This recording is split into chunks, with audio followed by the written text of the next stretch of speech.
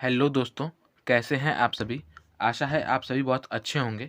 तो आज डे 12 है हमारे SSC JEE 90 days crash course का, जिसमें हम technical as well as non technical दोनों ही सब्जेक्ट्स को बहुत ही बेहतरीन तरीके से कंप्लीट करने वाले हैं इन 90 डेज़ में। और ये जो क्रैश कोर्स है वो टारगेटेड है एसएससी जेईई 2024 के लिए। लेकिन इसके साथ-साथ अगर आप किसी अदर स्टेट जेईई एग्ज़ाम्स की भी प्रिपरेशन कर रहे हैं, जैसे कि यूपी ट्रिपल एससी जेईई या फिर एनबीसीसी जेईई, तो इन एग्ज़ाम्स के लिए भी ये जो क्रैश कोर्स है वो बहुत ही फ्रूटफुल होने वाला है, बहुत ही इफ़ेक्टिव होने वाला है, बहुत ही इंपॉर्टेंट होने वाला है आपके सिलेक्शन के लिए। तो आप मेक श्योर करें कि आप चैनल को सब्सक्राइब करें, जिससे कि आप भी इस क्रैश कोर्स से जुड़ सकें और अपने सिलेक्शन को, अपने प्रिपरेशन को और बेहतर बना सकें और अपने सिलेक्शन को गारंटीड कर सकें। और अगर मैं बात करूँ तो कल ही, यानी कि कल ही जो है, मैंने आपको डे 10 मतलब 10 डेज़ का, हमने जो इन 90 दिनों में से जो हमारे 10 दिन थे उन्हें हमने कंप्लीट कर लिया है। तो उसका रिपोर्ट कार्ड मैंने डाल दिया है। तो आप मेक श्योर करें कि आप उस रिपोर्ट कार्ड को देख लें, जिससे कि आपको भी एक जो है आइडिया मिल जाए, एक ओवरव्यू मिल जाए कि इन जो है 90 दिनों में हमें किस तरह से पढ़ना है और अभी तक हमने क्या-क्या चीज़ें कंप्लीट कर लीं और आगे अभी क्या-क्या चीज़ें हमें कंप्लीट करना है। कितने दिनों में ये 90 डेज़ क्रैश कोर्स जो है वो हम कंप्लीट कर देंगे। ऑब्वियस सी बात है, 90 डेज़ में मैं बोल तो रहा हूँ कि ये जो है 90 डेज़ जो है वो हमारे मैक्सिमम मैं बता रहा हूँ। हाँ, इससे पहले ही हम कंप्लीट कर लेंगे, क्योंकि ऑब्वियस सी बात है, हमें जो है मॉक्स भी देने हैं, रिवीजन भी करना है और मैराथन भी करना है। तो बहुत सारी चीज़ें हमें अभी बाकी है, करनी है एक साथ मिलकर। तो उन सब चीज़ों के बारे में मैंने उस वीडियो में बताया है। तो आप मेक श्योर करें कि उस वीडियो को जो है आप ज़रूर से देखें। और ये मैं आपसे रिक्वेस्ट करता हूँ और ये मेरा आशा भी है, आपसे होप है कि आप जो है जो पिछले मतलब लेक्चर्स हैं उन्हें आपने अच्छी तरह से कंप्लीट कर लिया होगा, जिससे कि आगे चल के आपको रिवीजन करने में किसी तरह का बर्डन ना हो और आगे जो भी उनसे रिलेटेड जो भी टर्म्स आएँ उन्हें समझाने में मुझे किसी तरह का दिक्कत ना हो, आपको भी दिक्कत ना हो, आप आसानी से उन्हें समझ सकें, आपके कॉन्सेप्ट्स बेहतर तरीके से क्लियर हो सकें। इन सभी चीज़ों के लिए ज़रूरत है कि आप जो है पिछले वीडियोज़ को भी बेहतर तरीके से कंप्लीट करते चलें। और जो है अगर बात करूँ इस समय के लिए, तो इस समय जो है हम लोग आरसीसी और बीएमसी, आरसीसी और बीएमसी इन दोनों सब्जेक्ट्स को, जो कि बहुत ही अच्छे खासे वेटेज रखते हैं किसी भी एजेई एग्ज़ाम में, न सिर्फ एसएससी जेईई में बल्कि किसी भी एजेई एग्ज़ाम में बहुत अच्छा खासा वेटेज रखते हैं ये दोनों ही सब्जेक्ट्स। तो इन सब्जेक्ट्स को हम इस समय पैरेलली कंप्लीट कर रहे हैं और आप कह सकते हैं कि आधा से ज़्यादा कंप्लीट हमने कर भी लिया है। बहुत ज़्यादा टॉपिक्स नहीं बचे हैं, कुछ टॉपिक्स ही बचे हैं जिन्हें हमें कंप्लीट करना है।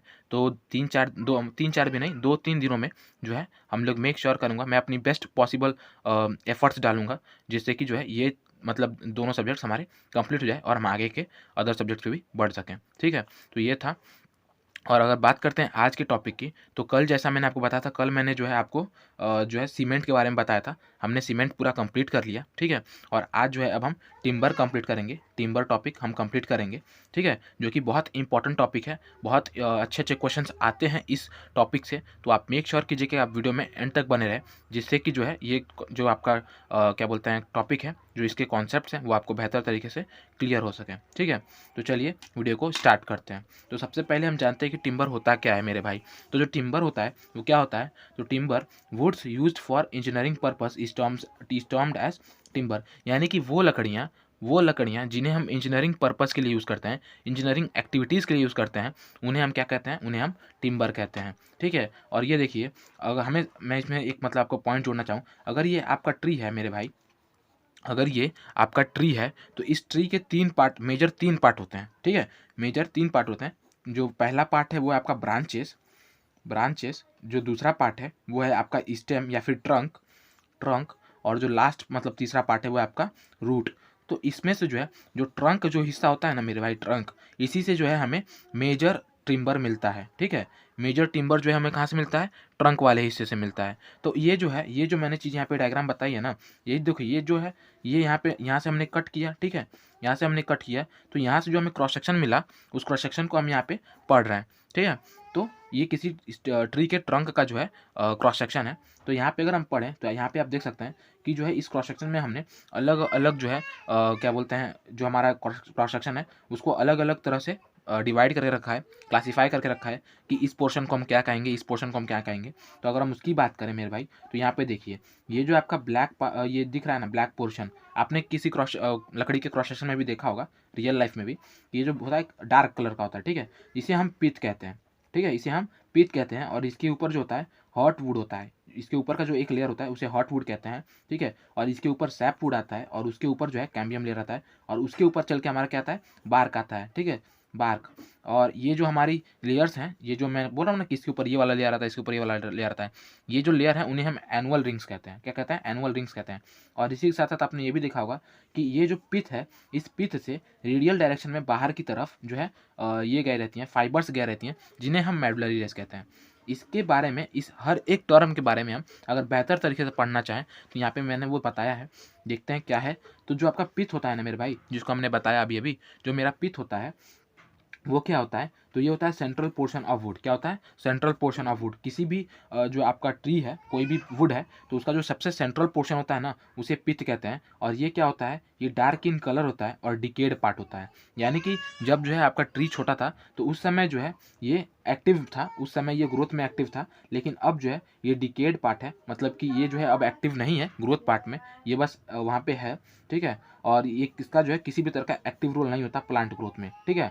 तो central portion of would, decade part, मतलब सेंट्रल पोर्शन ऑफ वुड, ठीक है, डिकेड पार्ट होता है, डार्क इन कलर होता है और no active role in plant growth. इसके ऊपर जो एक लेयर आती है उसे हम कहते हैं हॉर्टवुड, ठीक है। इसके ऊपर हॉर्टवुड होता है। हॉर्टवुड भी जो है डार्क इन कलर होता है, लेकिन इससे कम होता है, ठीक है। इससे कुछ कम कलर, मतलब कम डार्क होता है लेकिन इससे कुछ कम डार्क होता है, डार्क इन कलर होता है। और ये जो है पूरी चारों तरफ से जो है पिथ को सराउंडेड किया रहता है और ये भी डेड पोर्शन है। लेकिन ये क्या होता है, ये जो हमारी स्ट्रेंथ, जो हमारी वुड की जो स्ट्रेंथ है ना, जो हमारी ट्री की पूरी रिजिडिटी है, वो उसका कौन जिम्मेदार है, तो वो यही जिम्मेदार है। यानी जो रिजिडिटी और स्ट्रेंथ के लिए जो रिस्पॉन्सिबल है वो हॉर्टवुड ही है। और इसमें जो है किसी भी तरह का एक्टिव जो है पार्ट, मतलब ये भी किसी तरह का जो है ग्रोथ में एक्टिव रोल प्ले नहीं करता, लेकिन स्ट्रेंथ में जो है यही सबसे मेजर रोल जो है प्ले करता है। इसके बाद अगर हम बात करते हैं सैपवुड की, सैपवुड में, तो ये जो सैपवुड होता है वो हॉर्टवुड के ऊपर होता है, ठीक है, हॉर्टवुड के ऊपर होता है। और ये जो है रिस्पॉन्सिबल होता है किसके लिए, रिस्पॉन्सिबल होता है ग्रोथ के लिए। यानी कि पिथ और हार्टवुड तो आपकी किसी भी तरह के ग्रोथ के लिए रिस्पॉन्सिबल नहीं थे, लेकिन जो आपका सैपवुड है ना मेरे भाई, वो जो है ग्रोथ के लिए रिस्पॉन्सिबल है। और ये हार्टवुड, और ठीक है, हार्टवुड और क्या बोलते हैं, हार्टवुड और जो है कैम्बियम लेयर, हार्टवुड यहाँ पे आप देख सकते हैं, हार्टवुड और कैम्बियम लेयर के, ये देखिए हार्टवुड है और ये कैम्बियम लेयर है, हार्टवुड और कैम्बियम लेयर के बीच में जो ये पोर्शन है उसे हम सैपवुड कहते हैं, ठीक है। ये लाइट इन कलर होता है, कैसा होता है, लाइट इन कलर होता है। अब अगली बात हम करते हैं कैम्बियम लेयर की। तो कैम्बियम लेयर हमारा क्या होता है, तो कैम्बियम लेयर जो होता है ना हमारा, वो जो है एक ऐसा लेयर होता है, इसे भी आप एक तरह से कहते हैं कि ये एक ऐसा लेयर होता है ना जो कि सैपवुड का ही पार्ट होता है, लेकिन ये अभी सैपवुड पूरी तरह से बना नहीं है, समझ रहे हैं, मतलब ये पूरी तरह से सैपवुड बना नहीं है, इमैच्योर है। क्या है, इमैच्योर सैपवुड है, ठीक है, इमैच्योर सैपवुड है, जो कि आगे चल के जो है सैपवुड में परिवर्तित हो जाएगा, तो उसे हम कैम्बियम लेयर कहते हैं। और ये भी जो है क्या बोलते हैं, लाइट इन कलर होता है। और लाइट इन कलर होता है, कैसा होता है, लाइट इन कलर होता है, थिन लेयर होता है, लाइट इन कलर होता है, जस्ट बिलो दो बार्क, मतलब बार्क एकदम तुरंत नीचे ही होता है, जो आपका बार्क है ना, जो सबसे ऊपर वाला लेयर उसके जस्ट नीचे ही होता है, ठीक है। और हमारी ये पूरी कोशिश रहती है, ट्री की ये पूरी कोशिश रहती है कि ये जो कैम्बियम लेयर है वो किसी भी तरह से जो है एनवायरमेंट के कंडीशन में, यानी एनवायरमेंट में एक्सपोज ना हो पाए। नहीं तो क्या होगा, नहीं तो फॉरेन एजेंट्स वहाँ पे वर्क करेंगी और जो है कहीं ना कहीं उसकी वजह से, फॉरेन एजेंट्स की वजह से हमारा जो है कैम्बियम लेयर डिस्ट्रॉय हो जाएगा। और हमें पता है कि आगे चल के वही कैम्बियम लेयर हमारा क्या बनने वाला है, सैपवुड बनने वाला है। और जो ग्रोथ के लिए रिस्पॉन्सिबल है वो कौन है, सैपवुड ही है। तो कहीं ना कहीं अगर ये डिस्ट्रॉय हुआ तो आगे चल के हमें सैपवुड नहीं मिलेगा, या फिर सैपवुड में दिक्कत होगा और जो है हमारी ग्रोथ रुक जाएगी और जो हमारा ट्री है वो कहीं ना कहीं सूख जाएगा। तो ये बात हो गई कैम्बियम लेयर की। अब हम बात करते हैं बार्क की। तो बार्क क्या होता है, तो बार्क होता है नेचुरल कवर ऑफ ट्री, एक नेचुरल कवर होता है ट्री का, और ये जो है फॉरेन एजेंट से हमें बचाता है, ठीक है। इसके बाद हम बात करते हैं मेडुलरी रेस की, किसकी, मेडुलरी रेस की। जैसा कि मैंने आपको बताया था, ये थिन फाइबर्स होती हैं जो कि रेडियल डायरेक्शन में होती हैं, और ये जो है सभी एनुअल रिंग्स, जितने भी एनुअल रिंग्स होते हैं ना, उनको होल्ड करके रखती है, यानी कि एक तरह से स्ट्रेंथ के लिए ये भी जिम्मेदार होती है, ठीक है। ये जो है थिन फाइबर होती है, रेडियल डायरेक्शन में सभी एनुअल रिंग्स को होल्ड करके रखती है। इसके बाद जो है एनुअल रिंग्स है। एनुअल रिंग्स का क्या काम होता है, तो एनुअल रिंग्स होते हैं, मतलब ये जो है एज को रिप्रेजेंट करती हैं, क्या करती हैं, it represents the age of tree. इसके थ्रू जो है हम लोग ट्री के एज को रिप्रेजेंट करते हैं। और अगर हम किसी ट्री के एनुअल रिंग्स को गिन दें तो हमें पता चल जाएगा कि ये जो ट्री है उसका एज कितना है, ठीक है।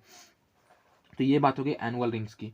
ये जो मैं आपको चीज़ें बता रहा हूँ वो बहुत इंपॉर्टेंट चीज़ें हैं, आप मेक श्योर कीजिएगा कि आप अपने नोट्स बनाइएगा ज़रूर। मैं आपको पीडीएफ तो दे दूंगा एज सच कोई दिक्कत नहीं है, PDF आपको दे दूँगा। हाँ, मैं जानता हूँ कि थोड़ा बहुत लेट हो जाता है मुझसे, क्योंकि बहुत सारी चीज़ें होती हैं। आपको जैसे कि पता है जीके जीएस भी मुझे कंप्लीट कराना है, रीजनिंग के बारे में भी सोचना है, और टेक्निकल भी मुझे बहुत कम समय में 90 डेज़ के अंदर में हमें सब कुछ कंप्लीट करना है। मुझे अपना भी पढ़ना है, और जैसा कि मैंने आपको कल बताया था कि ये सब चीज़ें जो है करने के लिए मुझे थोड़ा समय लगता है। तो कहीं न कहीं जो है PDF डालने में मुझे थोड़ा-सा लेट हो जाता है, बट मैं डाल दूँगा, उसके कोई इश्यू नहीं है। तो मैं आपसे बस एक रिक्वेस्ट करूँगा कि आप जो है अपने नोट्स ज़रूर से बनाएँ, जिससे कि आगे चल के जब मैं रिवीज़न के लिए आपको कहूँ, या फिर जब हम रिवीज़न करेंगे ना, तो आप अपने नोट्स से अच्छी तरह से रिवीज़न कर सकें, ठीक है? आपको किसी तरह का बर्डन ना हो। तो बहुत सारे इंपॉर्टेंट चीज़ें हैं, यहाँ पे हर एक वर्ड जो मेरे मुँह से निकल रहा है, मेरे यहाँ पे मैंने यहाँ पे लिख रखा है, वो एक PYQ है, मोस्ट एक्सपेक्टेड क्वेश्चन है आपके अगले AJ एग्ज़ाम के लिए। तो आप मेक श्योर कीजिएगा कि आप इन सब चीज़ों को ध्यान से रखिएगा। उसके बाद क्लासिफिकेशन ऑफ ट्री, अगर हम ट्री को क्लासिफाई करें, ठीक है, इंजीनियरिंग पर्पस से, इंजीनियरिंग यूज़ के पर्पस से, किसके पर्पस से? इंजीनियरिंग यूज़ के पर्पस से अगर हम ट्रीज़ को जो है क्लासिफाई करें, तो हम दो तरह से कर सकते हैं। पहला है एक्सोजीनस ट्री, और दूसरा है हमारा एंडोजीनस ट्री, ठीक है। एक्सोजीनस ट्री वो ट्रीज होते हैं जिनका जो ग्रोथ होता है आउटवर्ड डायरेक्शन में होता है। कैसा होता है? आउटवर्ड डायरेक्शन में होता है। आउटवर्ड डायरेक्शन मतलब कि ये जो ट्रीज होती है ना, उनका जो, अगर मान लीजिए ये कोई ट्री है, तो ये जो ट्री का जो आपका क्या बोलते हैं ग्रोथ होगा, वो इनके आउटवर्ड डायरेक्शन में होगा, यानी कि इनकी चौड़ाई भी बढ़ती जाएगी, यानी मोटे भी होते जाएंगे, और इनकी जो है ऊंचाई भी बढ़ती जाएगी, दोनों मतलब चलते रहेंगे। लेकिन अगर हम बात करें इंडोजिनस ट्री की, तो इंडोजिनस ट्री में जो है आपका जो ग्रोथ होता है वो इनवर्ड डायरेक्शन में होता है, यानी कि ये जो ट्रीज होती हैं वो बहुत ज़्यादा चौड़ी नहीं होती हैं, पतली होती हैं, नैरो होती हैं, ठीक है, पतली होती हैं, और इनका लेंथ काफ़ी अच्छा होता है, ठीक है। तो ये बात हो गई हमारे एंडोजिनस ट्री की। अब देखिए, जो एक्सोजिनस ट्री होते हैं ना मेरे भाई, इन एक्सोजिनस ट्रीज को भी हम लोग है दो तरह से क्लासीफाई कर सकते हैं। कैसे? तो देखिए, एक है कॉनिफर और एक है डेसिडस। तो कॉनिफर्स कौन सी होती हैं? तो कॉनिफर्स वो ट्रीज होती हैं, इन्हें हम एवरग्रीन भी ट्रीज कहते हैं, इन्हें हम एवरग्रीन ट्रीज भी कहते हैं। वो इसलिए क्योंकि जो ऑटम सीजन होता है, यानी जब पतझड़ आता है, तो इसके जो है किसी भी तरह के जो पत्ते होते हैं वो नहीं गिरते, तो ये हमेशा ग्रीन होती है। लेकिन वही हम अगर दूसरे कंडीशन, मतलब दूसरे टाइप की जो ट्री है हमारी एक्सोजिनस में, उसकी बात करें, तो वो है हमारी डेसिडस ट्री। डेसिडस ट्री जिसके जो पत्ते होते हैं काफ़ी चौड़े होते हैं, जिसे हम ब्रॉड लीफ ट्रीज भी कहते हैं, ठीक है, ब्रॉड लीफ ट्रीज भी कहते हैं।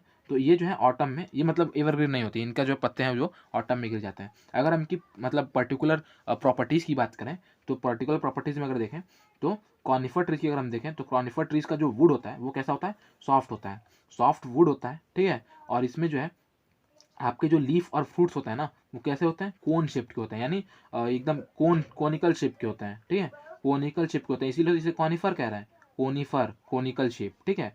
और इसका जो, इस ट्री का जो ये होता है एनुअल रिंग होता है, जो एनुअल रिंग होते हैं वो क्या होते हैं? दूर दूर होते हैं। कैसे होते हैं?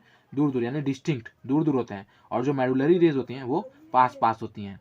ये लाइट इन कलर होते हैं, लाइट इन वेट होते हैं। और अगर हम बात करें एग्जाम्पल की, तो वो एग्जाम्पल क्या क्या है? चीड़ हो गया, चीड़, देवदार, फिर आपका पाइन, स्प्रूस, ये सभी जो है हमारे कॉनिफर, यानी कि कॉनिफर ट्रीज की एग्जाम्पल है। अब हम बात करते हैं किसकी? अब हम बात करते हैं डेसिडस ट्री की। तो जो आपका डेसिडस ट्री होता है वो ब्रॉड लीफ ट्री होता है, और इसकी जो एनुअल रिंग्स होती हैं वो क्या होती हैं? पास पास होती हैं, इनडिस्टिंक्ट होती हैं, बहुत पास पास होती हैं। और जो मेडुलरी रेज होती हैं वो काफ़ी दूर दूर होती हैं, वो डिस्टिंक्ट होती हैं। और अगर बात करें डार्क इनकी प्रॉपर्टीज़ की, तो ये हार्ड वुड देता है। कैसा वुड देता है? Hard would. ये सॉफ्ट वुड, तो ये hard would. Dark in colour होता है, हैवी इन वेट होता है। और अगर हम बात करें एग्जाम्पल की, तो वो है साल, टीक, शीशम, बबूल और महागनी, ओक। ये जो कुछ ऐसी ट्रीज हैं जो किससे रिलेटेड, जो क्या बोलते हैं, क्राइटेरिया से बिलोंग करती हैं, तो वो है हमारा डेसिडियस ब्रॉड लीफ ट्री, ठीक है। अब हम बात करते हैं अगले एंडोजिनस ट्री के बारे में भी हमने बात कर ली थी कि इनका जो ग्रो है वो इनवर्ड डायरेक्शन में होता है, और इन्हें जो है बहुत ज़्यादा इंजीनियरिंग ट्रीज, मतलब इंजीनियरिंग पर्पज़ के लिए हम लोग यूज़ नहीं करते। क्या? बहुत ज़्यादा यूज़ नहीं करते। बाम्बू ही या फिर ऐसे कुछ ही ट्रीज़ हैं जिन्हें हम यूज़ करते हैं इंडोजिनस ट्री से, वो भी बहुत ज़्यादा नहीं करते हैं। और आज चल के जो है कहीं ना कहीं जो है हम जो है धीरे धीरे करके उन्हें भी ख़त्म करते जा रहे हैं। और जो है हमारी जो, जैसे हम शटरिंग और प्रॉपिंग के लिए जो है बेसिकली यूज़ करते हैं बाम्बू को, तो आज चल के मतलब अब चल के स्टील का भी यूज़ होने लगा है, उसके लिए स्टील पाइप्स का यूज़ होने लगा है। तो वो तो बात की बात है, ठीक है। फिलहाल अगर बात करें, तो ये बात हो गई इंडोजिनस ट्री की, कि ये जो है इंजीनियरिंग पर्पज़ में एज सच बहुत ज़्यादा यूज़ नहीं होते, लेकिन फिर भी कुछ जो ट्रीज़ हैं वो यूज़ हो जाती हैं, जैसे बाम्बू वम्बू। और बात करें एग्जाम्पल की, तो एग्जाम्पल है बाम्बू हो गया, पाम हो गया, केन हो गया, एट्सेट्रा। उसके बाद अगर हम बात करें टिम्बर हम किस तरह से बनाते हैं, यानी आपका टिम्बर का प्रोसेसिंग किस तरह से होता है, तो वो 4 स्टेप्स में होता है। कैसे होता है? 4 स्टेप्स में होता है। सबसे पहला फेलिंग ऑफ ट्रीज यानी ट्रीज को हम पहले काट के गिराएंगे, फिर सीजनिंग ऑफ ट्रीज यानी फिर हम उस ट्रीज को सीजनिंग करेंगे, फिर उसको कन्वर्ट करेंगे, कन्वर्जन ऑफ ट्री, और फिर हम उसको प्रिजर्व करेंगे। ठीक है, प्रिजर्व करने से हमारा क्या होगा, ट्री जो है वो उसकी ड्यूरेबिलिटी बढ़ जाएंगी। तो ठीक है, ये मतलब 4 स्टेज में होते हैं। अब हम बात करते हैं कि इन 4 स्टेजेस में मतलब बेसिकली इन सबको जो है अच्छे तरह से डिफाइन करते हैं, इनके अंदर में पढ़ते हैं कि क्या क्या चीज़ें हैं जो हमें जाननी ही चाहिए। ठीक है, तो फेलिंग ऑफ ट्रीज़ में अगर हम बात करें तो जो आपका फेलिंग ऑफ ट्रीज़ होता है वो क्या होता है, तो to cut down the trees, to cut down the trees at proper age या फिर मैच्योरिटी एज, और जो मतलब कि जो आपके ट्रीज़ होते हैं उन्हें इस तरह से कट डाउन किया जाए कि वो एक प्रॉपर एज पे कट डाउन किया जाए, जिससे कि ना वो अंडर एज हो जाए और ना वो ओवर एज हो जाए, यानी कि जो है हमारी ट्रीज जो है वो प्रॉपर मैच्योर एज पे हो। ठीक है, उसके बाद अगर हम बात करें कि मैच्योर एज होता कितना है किसी भी ट्री का, तो ये जो मैच्योर एज होता है वो वैरी करता है कहाँ से कहाँ तक, तो ये वैरी करता है 50 से 100 साल तक। यानी कि कोई भी ट्री है अगर आप उसे कट करना चाहते हैं, तो अगर उसे आपको टिम्बर गेन करना है, अच्छा खासा टिम्बर गेन करना है, तो उसकी जो मैच्योरिटी एज होती है यानी वो होती है 50 टू 100 ईयर्स, यानी कि 50 से 100 साल के मतलब अंदर में उसे कट करना है, ना इससे ज़्यादा ना इससे कम। उसके बाद trees should be cut in such season time when the movement of SAP is minimum, और हमें इस टाइम पे कट करना चाहिए। अगर हम बात करें कब कट करना चाहिए, तो हमें इस टाइम पे ऐसे सीजन में कट करना चाहिए जब आपका जो सैप का मूवमेंट है, जो आपका सैप का मूवमेंट है वो मिनिमम हो। ठीक है, अगर अगर हम बात करें हिली एरियाज़ में, तो हिली एरियाज़ में हमें समर सीजन में कट करना चाहिए और प्लेन एरियाज़ में हमें विंटर सीजन में कट करना चाहिए। इसके बाद हम बात करते हैं सीजनिंग ऑफ टिम्बर की। ठीक है, तो जो आपका सीजनिंग ऑफ टिम्बर होता है उसमें क्या हम करते हैं, उसमें जो है हम सैप को और मॉइस्चर कंटेंट को, किसे, सैप और मॉइस्चर कंटेंट को कम करने के लिए, रिमूव करने के लिए जो है हम ये चीज़ करते हैं, सीजनिंग करते हैं। मतलब कि सैप और मॉइस्चर को हटाने के लिए हम सीजनिंग करते हैं। सीजनिंग का मतलब होता है कि हम उसे जो है किसी न किसी अलग तरीके के मेथड से उसके मॉइस्चर कंटेंट को कम कर रहे हैं, उसे सुखा रहे हैं। ठीक है, उसे सुखा रहे हैं सो डैट जिससे कि जो है हमारा जो टिम्बर है उसकी स्ट्रेंथ बढ़ सके, उसमें जो है ड्यूरेबिलिटी उसकी बढ़ जाए, श्रिंकेज कम हो जाए। ठीक है, ये सभी प्रॉपर्टीज यानी जितनी भी अच्छे प्रॉपर्टीज हैं ना मेरे भाई, वो सब सीजनिंग के बिना नहीं आ सकते। ठीक है, तो हम सैप और मॉइस्चर कंटेंट को हटाते हैं और साथ ही साथ जो हमारी स्ट्रेंथ है, ड्यूरेबिलिटी है, ये सब जो हमारे अच्छे अच्छे प्रॉपर्टीज हैं उन्हें एनहेंस करने के लिए हम सीजनिंग करते हैं, सीजनिंग करते हैं। ठीक है, और वेल सीजन टिम्बर, और जो एक अच्छा वेल सीजन टिम्बर होता है उसका जो है 10 से 12% का मॉइस्चर कंटेंट उसमें होता है, यानी कि 10 से 12% का जो है मॉइस्चर कंटेंट हम उसमें अलाउ करते हैं। 10 से 12% जो है हमारा मॉइस्चर कंटेंट होता है किसी भी अच्छे वेल सीजन टिम्बर में। और अगर हम बात करें प्रैक्टिकली, ये तो हो गया थियोरेटिकल, लेकिन अगर प्रैक्टिकली हम बात करें तो प्रैक्टिकली हम 15% तक ही जो है इस वैल्यू को गेन कर पाते हैं। और एडवांटेज बात करूँ कि क्या क्या एडवांटेज होते हैं, जैसे मैंने अभी आपको बताया, तो timber can be used as fuel, life span of timber is increase, negligible shrinkage and cracking, strength is increase. तो ये सारी चीज़ें थी जो एडवांटेज थी हमारी सीजनिंग की।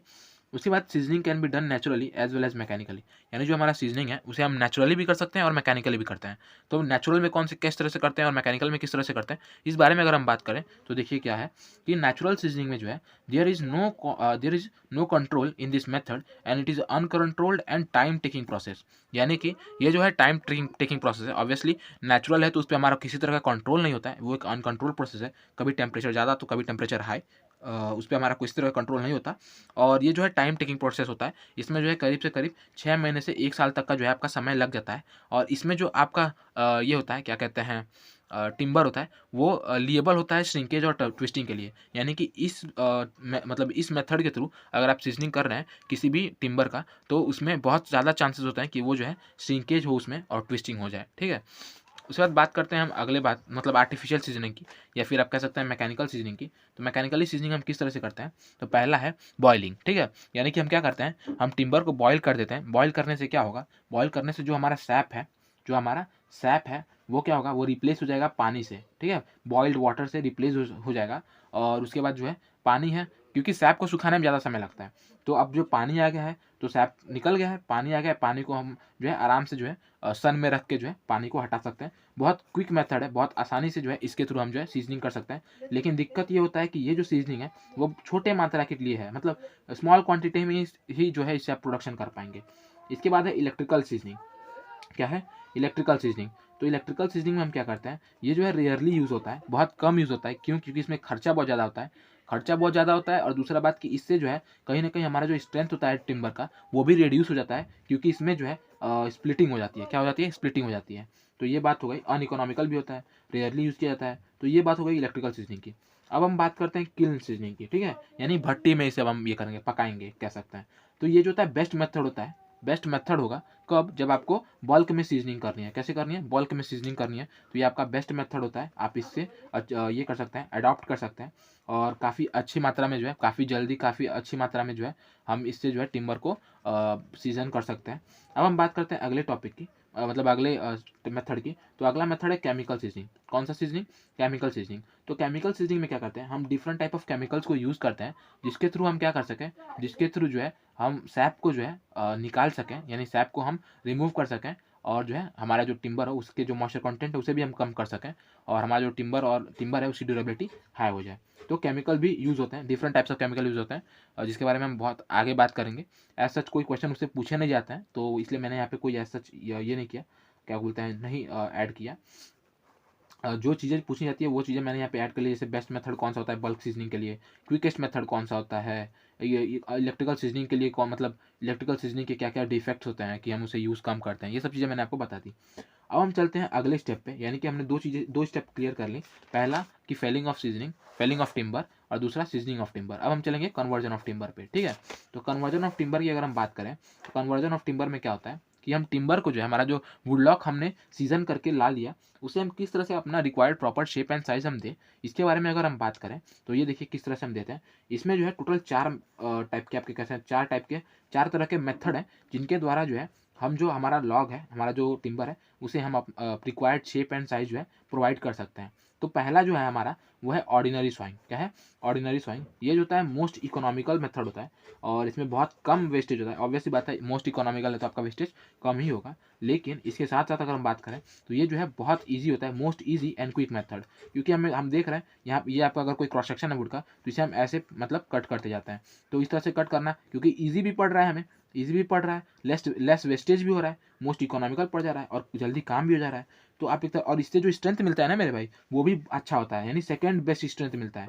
इससे भी अच्छा स्ट्रेंथ मिलता है हमें एक मेथड से, हाँ, जिसके बारे में हम पढ़ेंगे अभी, लेकिन ये उस मतलब सेकंड नंबर पे यही आता है। तो स्ट्रेंथ भी काफ़ी अच्छा मिल रहा है, और वेस्टेज भी कम हो रहा है। तो हम जो है जनरली इसी को यूज़ करते हैं प्रैक्टिकल लाइफ में, ठीक है। और इसके थ्रू बस एक दिक्कत ये है कि इसके थ्रू जो हम लोग ये कर रहे हैं, मतलब हमारे जो क्या कहते हैं टिम्बर जो मिलेगा, वो थोड़ा सा श्रिंकेज के लिए लिएबल होगा, ठीक है।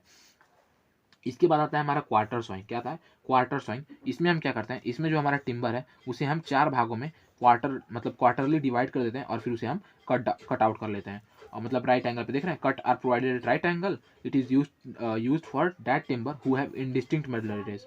और ये उन मतलब टिम्बर के लिए यूज होता है जिनकी जो मेडुलरी रेज होती है वो कैसी होती हैं, क्या बोलते हैं, ये होती हैं, इंडिस्टिंक्ट होती हैं, यानी पास पास होती हैं।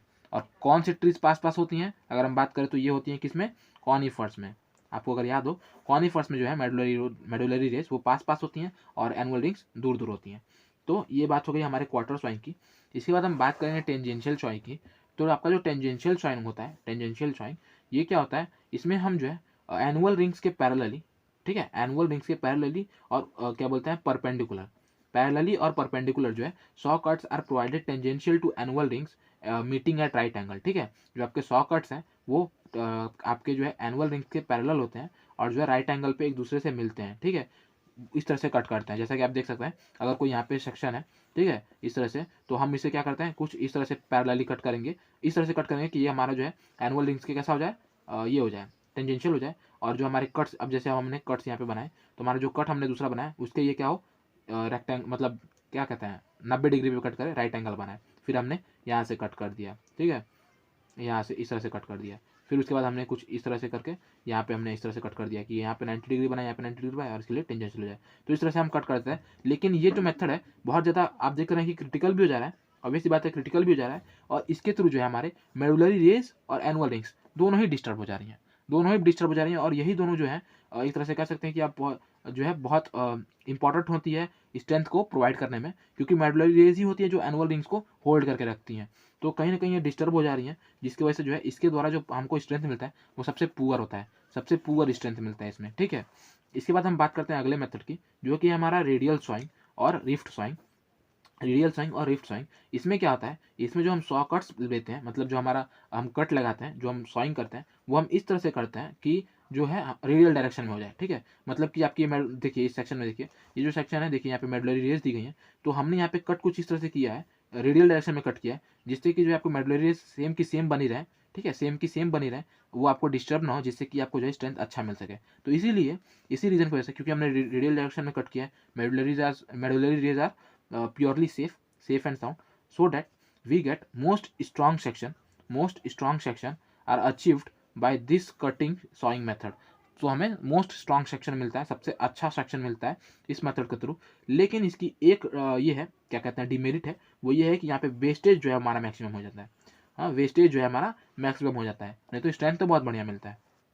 और अगर हम स्ट्रेंथ के बेसिस पे अगर हम ये करें, इन मेथड्स को और एक तरह से सजाएं या फिर सीरीज में लाएं, तो जो हमारा रेडियल स्वाइंग होता है, जैसा कि मैंने बात किया, रेडियल स्वाइंग सबसे अच्छा स्ट्रेंथ देता है, उसके बाद हमारा ऑर्डिनरी स्वाइंग देता है, उसके बाद हमारा क्वार्टर स्वाइंग देता है, और सबसे गंदा जैसे हमने बात किया वो कौन देता है, टेंजेंशियल स्वाइंग देता है। तो ये हो गई उसकी बात। अगर हम वेस्टेज की बात करें कि वेस्टेज के रूप में, तो सबसे ज़्यादा वेस्टेज किस में होता है, रेडियल स्वाइंग में।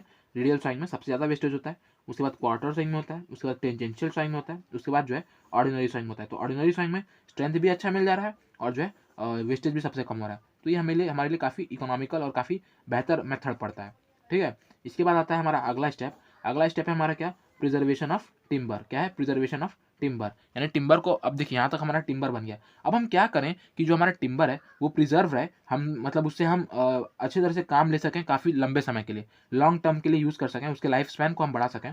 तो इसके लिए हम जो क्या करते हैं, हम जो है प्रिजर्व करते हैं टिम्बर को। Preservations are applied on timber to increase their durability as well as their life, ठीक है। अब हम बात करते हैं डिफरेंट टाइप्स ऑफ प्रिजर्वेटिव की, कौन से प्रिजर्वेटिव होते हैं और वो किसके लिए हम यूज़ करते हैं, उनका बेसिकली क्या वर्किंग होता है, प्रिंसिपल क्या होता है, तो उसकी हम बात करें तो सबसे पहला आता है हमारा आस्कूस ट्रीटमेंट। और ये जितने भी मैंने यहाँ पे नाम लिए हैं मेरे भाई, वो सभी बहुत इंपॉर्टेंट है, तो आप मेक श्योर कीजिए कि आपको ये सभी चीज़ें बढ़िया से याद हो, ठीक है।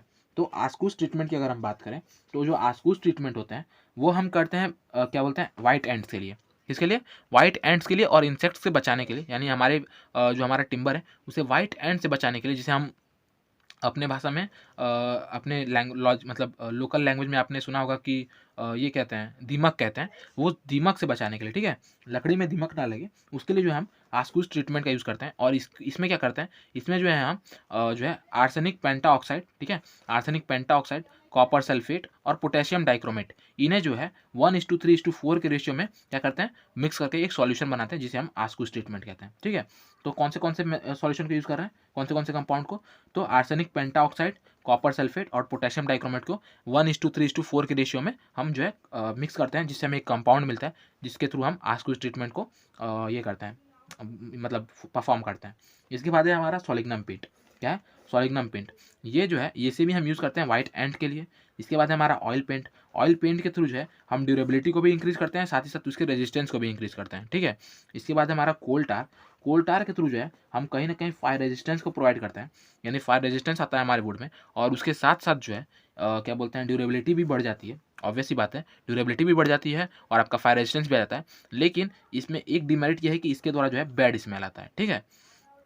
इसके बाद अगला पॉइंट है हमारा केमिकल सॉल्ट्स, यानी कि जो आपके केमिकल सॉल्ट्स हैं उन्हें भी हम यूज़ करते हैं as a preservative in timber, so that our durability gets more, ठीक है। यानी कि कॉपर सल्फेट, या फिर जैसे मतलब अगर हम एग्जांपल की बात करें तो कॉपर सल्फेट, जिसे हम ब्लू वाइट्रॉल भी कहते हैं, क्या कहते हैं, ब्लू वाइट्रॉल भी कहते हैं, copper sulphate, zinc chloride, sodium chloride, ये कुछ ऐसे केमिकल सॉल्ट्स हैं जिन्हें हम एज अ प्रिजर्वेटिव यूज़ करते हैं अपने टिम्बर के लिए, जिससे कि जो हमारा टिम्बर है वो लाइफ लॉन्ग मतलब अच्छा बना रहे, और क्या बोलते हैं, उसका लाइफ जो है थोड़ा लाइफ स्पैन बढ़ सके, ड्यूरेबिलिटी अच्छी हो सके। तो ये सब चीज़ें हम यूज़ करते हैं।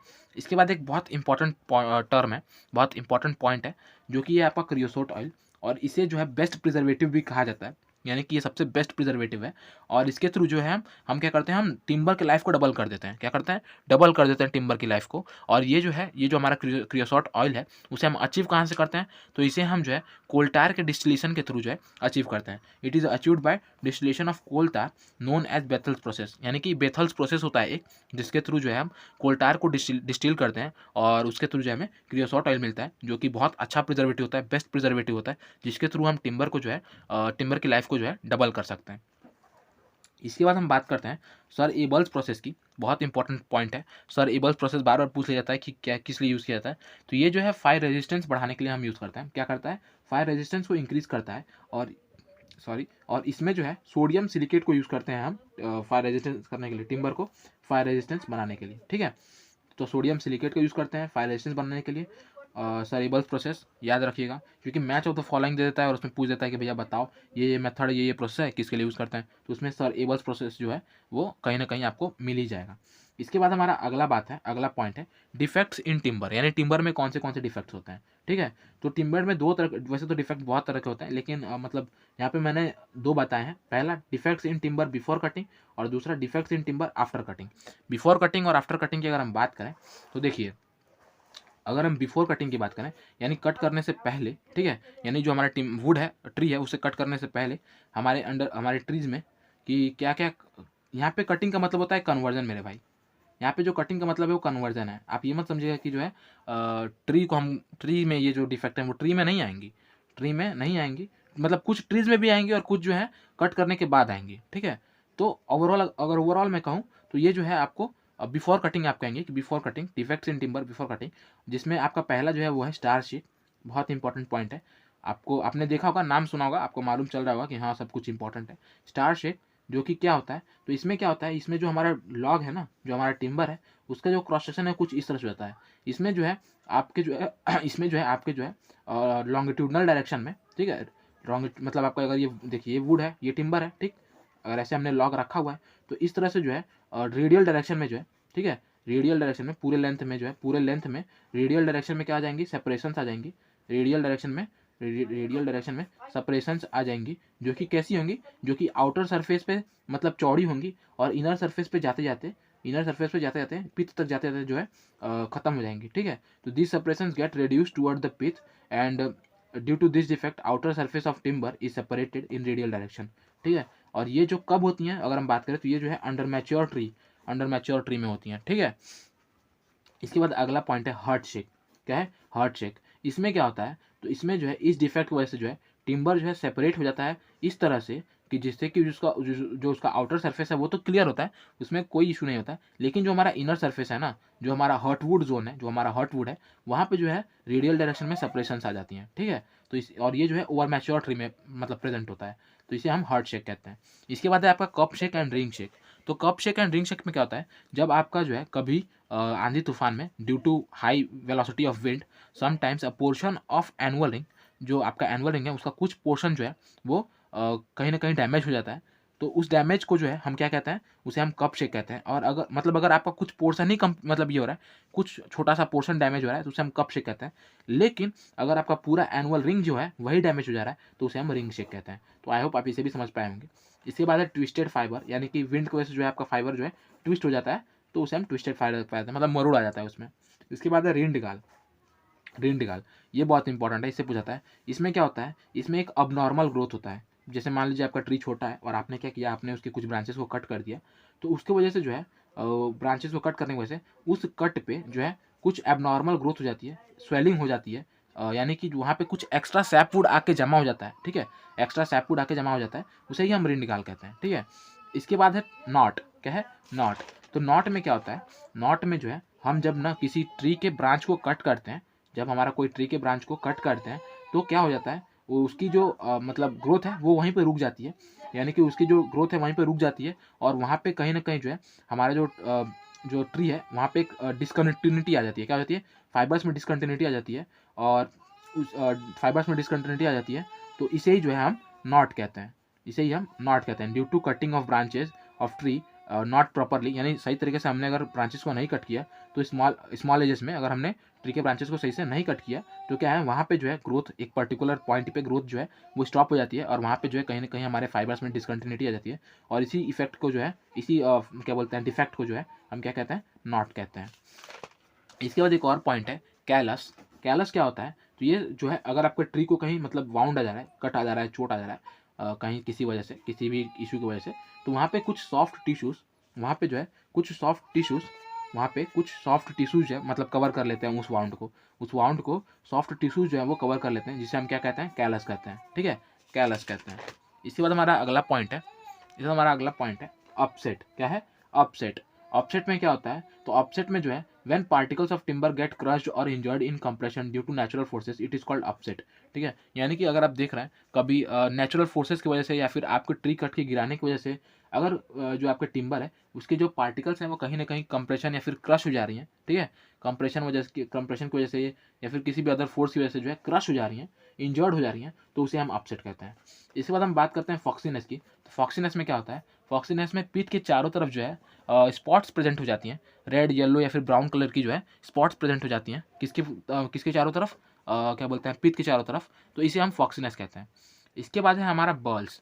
इसके बाद है बॉल्स। तो बॉल्स में क्या होता है, बॉल्स में जो है ये भी एक तरह का जो है अपसेट ग्रोथ होता है या फिर इरेगुलर प्रोजेक्शन होता है। कैसा होता है, इरेगुलर प्रोजेक्शन होता है, जैसा कि हमने अभी रेंडगाल के बारे में पढ़ा, वो भी एक तरह का प्रोजेक्शन ही होता है जो कि हमारे ट्री पे आता है एक्स्ट्रा सैपवुड के जमा होने की वजह से।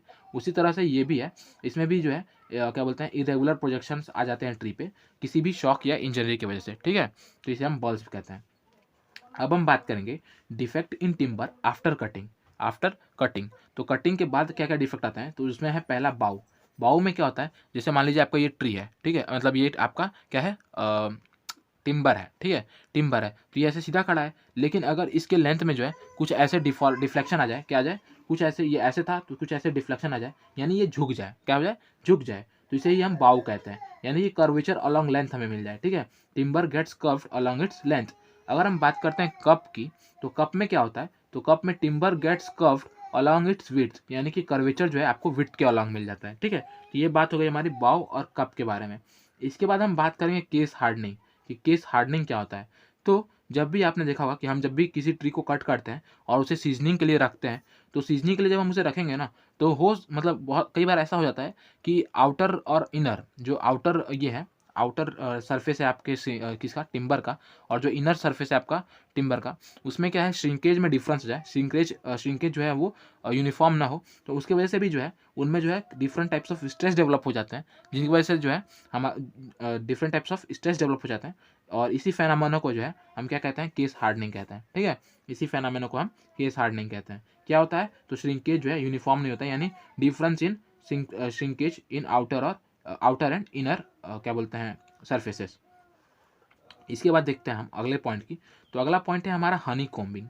हनी कॉम्बिंग में क्या होता है, हनी कॉम्बिंग में भी क्या बोलते हैं, development of different stresses due to shrinkage results in particle separation. ये तो हमने बात कर ली केस हार्डनिंग की, केस हार्डनिंग होता क्या है, यानी आपके स्ट्रेस डेवलप हो जा रहा है due to variation in shrinkage. लेकिन अगर इसी स्ट्रेसेस की वजह से, इसी डिफरेंट इन वेरिएशन की वजह से जो हमारा स्ट्रेस जनरेट हो रहा है, उसकी वजह से अगर आपके पार्टिकल्स में सेपरेशन आ जा रहा है, अगर आपके पार्टिकल्स में सेपरेशन आ जा रहा है, आपके टिम्बर्स में सेपरेशन आ जा रहा है, तो उसे हम हनी कॉम्बिंग कहते हैं। क्या कहते हैं, हनी कॉम्बिंग कहते हैं। अब हम बात करते हैं डीके की, कि टिम्बर में डीके किस तरह से होता है, टिम्बर सड़ता कितने तरह से। तो देखिए, एक होता है ड्राई रॉट, यानी ड्राई रॉट में क्या होता है, जो आपका टिम्बर है ना मेरे भाई, उस टिम्बर को पुअर वेंटिलेशन, यानी प्रॉपर कहीं कह सकते हैं प्रॉपर वेंटिलेशन न मिलने की वजह से, प्रॉपर वेंटिलेशन न मिलने की वजह से वो जो टिम्बर होता है वो क्या होता है, वो जो है पाउडर में चेंज हो जाता है। क्या होता है, पाउडर में चेंज हो जाता है, यानी सड़ जाता है, पाउडर में चेंज होता है, आपने देखा होगा, तो उसे हम ड्राई रॉट कहते हैं, उसे ही हम ड्राई रॉट कहते हैं। और वेट रॉट होता है, तो वेट रॉट में हम क्या करते हैं, अगर आपका जो कोई टिम्बर है और उसे जो है हम अल्टरनेटली ड्राइंग और वेटिंग के लिए क्या कर रहे हैं, सब्जेक्ट कर रहे हैं, अल्टरनेटली ड्राई कर रहे हैं या फिर अल्टरनेटली वेट कर रहे हैं, मतलब एक बार सुखा रहे हैं, फिर एक बार भिगो रहे हैं, फिर सिखा रहे हैं, फिर भिगो रहे हैं, तो इस तरह से जो वो सड़ जाता है उसे हम वेट रॉट कहते हैं। ठीक है, उसे हम वेट रॉट कहते हैं। बहुत इंपॉर्टेंट दोनों पॉइंट है, इन्हें आपको याद रखना है। इसके बाद एक और तरह का रॉट होता है, एक और तरह का ये होता है, मतलब एक और तरह से सड़ सकता है। पहला है एक और तरह से सड़ सकता है, जो है क्या, वाइट रॉट। क्या है, वाइट रॉट। तो वाइट रॉट में क्या होता है, वाइट रॉट में जो है हमारे वुड पे जो है फंगी अटैक कर देती है। क्या करती है, फंगी अटैक कर देती है, और ये क्या करती है, ये जो है वुड के लिग्निन को जो आपका लिग्निन है उसे जो है कहीं ना कहीं जो है ये कर देती है, मतलब उस पर अटैक करती है, उसे खा जाती है, जिसकी वजह से जो है हमारा वुड जो है वो वाइट मास में मतलब सफ़ेद तरह से दिखने लगता है, सफ़ेद सफ़ेद दिखने लगता है, कंसिस्टिंग ऑफ सेलुलोज कंपाउंड। यानी कि जो हमारा वुड है उस पर जो है सफ़ेद सफ़ेद तरह का जो है एक मास आ जाता है, सफ़ेद सफ़ेद तरह का कुछ मैटर आ जाता है, जो कि सेलुलोज कंपाउंड होता है, सेलुलोज का कंपाउंड होता है। और इसमें जो है आपका जो फंगी होता है वो मतलब वुड के लिग्निन को ख़त्म कर देता है। तो ये जो है आपका वाइट रॉट कहलाता है। ये भी बहुत इंपॉर्टेंट है, लेकिन इससे बहुत कम क्वेश्चन पूछे जाते हैं। लेकिन आप याद रखिएगा, आपको याद क्या रखना है, वाइट रॉड है, ठीक है, वाइट रॉड है, वाइट रॉड। तो वाइट रॉड आपका क्या कर रहा है, इसमें जो है आपका फंगी जो है वो क्या कर रहा है, फंगी जो है आपके लिग्निन पे अटैक कर रहा है, जिसकी वजह से आपका वुड जो है वो वाइट दिखने लग रहा है। क्या होने लग रहा है, वाइट दिखने लग रहा है, ठीक है। और ये जो वाइट मास है ना, वो क्या है, वो सेलुलोज कंपाउंड है, ठीक है। इसके बाद हम बात करते हैं अगले अगले रॉट की, जो कि ब्राउन रॉट। और ब्राउन रॉट में क्या होता है, जो हमारा फंगी है ना, जो हमारा फंगी है, किसी भी सर्टेन टाइप का फंगी एक, वो क्या करता है, वो सेलुलोज कंपाउंड को ही खत्म कर देता है, सेलुलोज कंपाउंड को ही खा जाता है। तो इसकी वजह से जो हमारा टिम्बर है वो जो है ब्राउन कलर में चेंज होता है। किस चेंज में होता है, ब्राउन कलर में चेंज हो जाता है, और इसी को ही हम ब्राउन रॉट कहते हैं, ठीक है। इसके बाद ये कुछ जो मैंने यहाँ पे बताए हैं, ये तीन है, तीन जो डिफेक्ट्स हैं वो किसकी वजह से होती हैं, तो ये होती हैं आपके जब आप कन्वर्जन कर रहे थे उसकी वजह से, जो अगर टूल में या फिर कोई लेबर में ये होता है कुछ, उसकी वजह से जो है जो आपके डिफेक्ट्स आते हैं उनको हम क्या कहते हैं, तो वेन क्या होता है, मतलब कि जो presence of original rounded surface on the manufactured timber. अगर आपने टिम्बर मैन्युफैक्चर किया है तो उसके ऊपर जो आपके मतलब ओरिजिनल राउंडेड सरफेस थे ना, वो दिख रहे हैं, तो उसे हम वेन कहते हैं। और टॉर्न ग्रेन क्या होता है, तो small depression on the surface due to falling of tool. अगर काम करते समय किसी भी मजदूर के द्वारा वुड पे यानी टिम्बर पे वो कोई भी टूल जो है वो गिर जाता है और उसकी वजह से कोई डिप्रेशन प्रेजेंट हो जाता है वहाँ पे, तो उसे हम टॉर्न ग्रेन कहते हैं। और चिप मार्क क्या होता है, तो चिप मार्क होता है मार्क और science placed bye chips on finished surface of timber. यानी कि जब आप टिम्बर के सरफेस को, अगर आपका जो टिम्बर है वो फिनिश सरफेस है, ठीक है, फिनिश सरफेस है, तो उस पर जो हमें मार्क दिखते हैं या फिर साइंस दिखते हैं चिप्स के मतलब ऐसे होता है ना कि आपने आपने देखा होगा कि लकड़ी जो होती है उसको घिसा जाता है, उसको ऊपर से घिस के उसको स्मूथ किया जाता है। तो वो जो स्मूथ किया जाता है उसके दौरान अगर आपको जो है, आपको वहाँ पे मार्क्स दिख रहे हैं कि हाँ यहाँ से इस तरह से स्मूथ गया है, इस तरह से जो है रद्दा, ऐसे कहते हैं, रद्दा चलाया गया है, तो उसे जो है इस तरह से रद्दा चला गया आपको वो दिख रहा है, तो उसे हम चिप मार्क कहते हैं, ठीक है। यानी जो है आप एक तरह से कह सकते हैं कि आपको पता चल रहा है कि हाँ यहाँ पे जो है यहाँ पे कोई टूल चलाया गया है स्मूथ करने के लिए, तो उसे हम चिप मार्क कहते हैं। और अगर हम बात करें, ये तो एक नोट है, आप इसे मतलब ध्यान में रखिएगा, बहुत बार पूछ लिया जाता है। नोट में क्या है कि जो हमने ये पढ़े ना, क्या बोलते हैं, प्रिजर्वेटिव्स, उन प्रिजर्वेटिव्स को हम किस तरह से अप्लाई करें कि जो हमारी इफेक्टिविटी है, क्या बोलते हैं, इफेक्टिवनेस है, वो हाई हो। तो अगर हम प्रेशर एप्लीकेशन कर रहे हैं, यानी हम प्रेशर के थ्रू न्यूमेटिकली या फिर किसी भी तरह से प्रेशर के थ्रू उन्हें अप्लाई कर रहे हैं, तो जो हमारा प्रिजर्वेटिव होगा वो अंदर तक जाएगा ड्यू टू प्रेशर, और वो जो है हमारी अच्छी इफेक्टिविटी देगा। उसके बाद अगर हम बात करें हॉट एंड कोल्ड ट्रीटमेंट की, मतलब इसके बाद जो है हमारा दूसरा जो मतलब इसके बाद जो इससे थोड़ा सा कम, मतलब कि इसके बाद जो हमारा ट्रीटमेंट है वो एप्लीकेशन है वो कौन सा है, हॉट एंड कोल्ड ट्रीटमेंट है। मतलब इसके बाद ये सबसे ज़्यादा इफेक्टिव आपके लिए पड़ेगा।